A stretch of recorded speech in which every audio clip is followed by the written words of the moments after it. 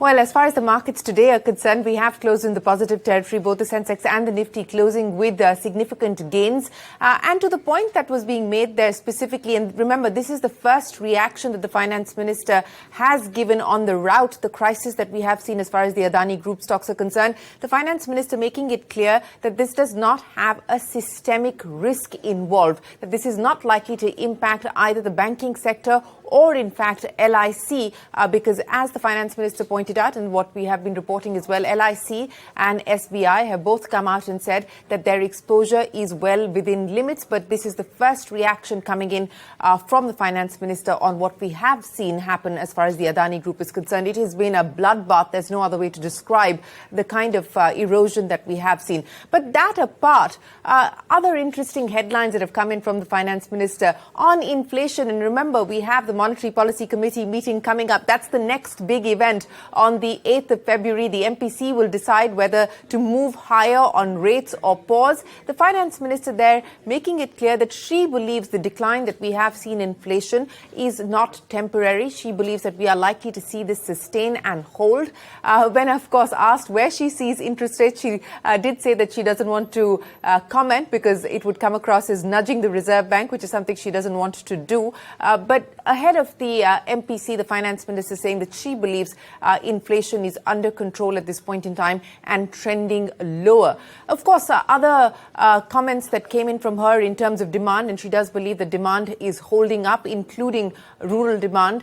She believes that the capex allocation that the government has made in the budget will in fact lead to an unleashing of the animal spirit, so to speak, but also acknowledging the fact that the private sector is still sitting on the fence when it comes to making large ticket investments. Did seem to suggest that the private sector has its own challenges of dealing with the energy transition, etc., but making it clear that she does expect, on account of demand holding up, that investment will pick up even when we talk about the private sector. On the issue of disinvestment, the finance minister saying that, it's not off the table, that many of those disinvestment candidates that have been approved by cabinet, they will go through, but of course it will boil down to market conditions and other issues that the government will have to look at. But that has been a challenge and it continues to be a challenge. We have, of course, not been able to meet the disinvestment targets, as is very clear, but still holding out hope on that front. Not really saying anything much as far as bank privatization or privatization in general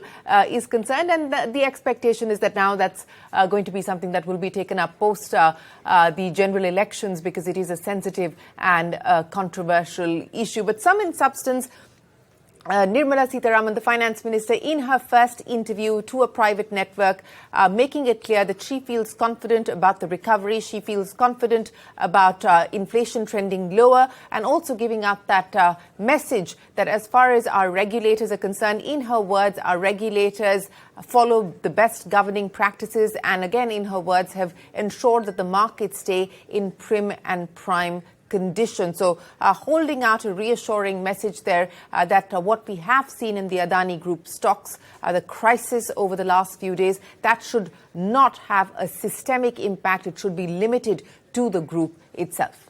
Well, the story for the week is nothing short of capitulation that we have seen as far as the Adani Group stocks are concerned. Significant erosion, perhaps amongst the largest that we have historically seen, not just in India, but anywhere in the world, the kind of market cap erosion that the Adani Group stocks have seen. But today there has been a little bit of relief that's come in. So we did see a lot of those stocks recovering from their intraday lows and moving higher.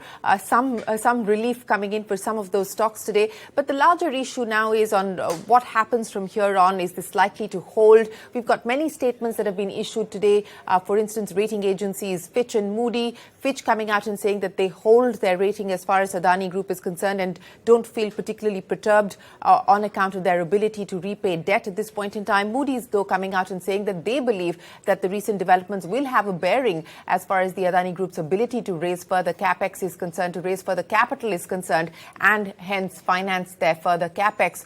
So many statements, but this is, of course, a developing story. A lot will also depend on what happens globally. globally as well. Remember, the bonds have also taken a beating, and a significant beating in the global markets. But of course, this is a developing story. Today, though, a little bit of relief. But otherwise, as I pointed out, it has been a capitulation of enormous magnitude. Well, you know, these are things that will weigh on the market's mind as well as the market sentiment. As I pointed out, there is so much by way of information and so many fresh developments that you're really seeing the markets react to each one of these on a minute-by-minute basis. So one will have to see whether the kind of fall that we have seen, is this really a bottom, so to speak? Has the floor been set, or are we going to see further fall?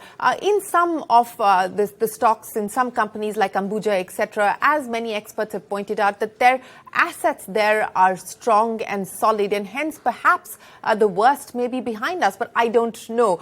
So we will have to track this story as it develops. But at this point in time, I think it's fair to say, and we're waiting now for SBI to come out with its results, and I'm sure that the SBI chairman will be asked questions about their exposure to the Adani Group, and maybe even officially quantify that exposure.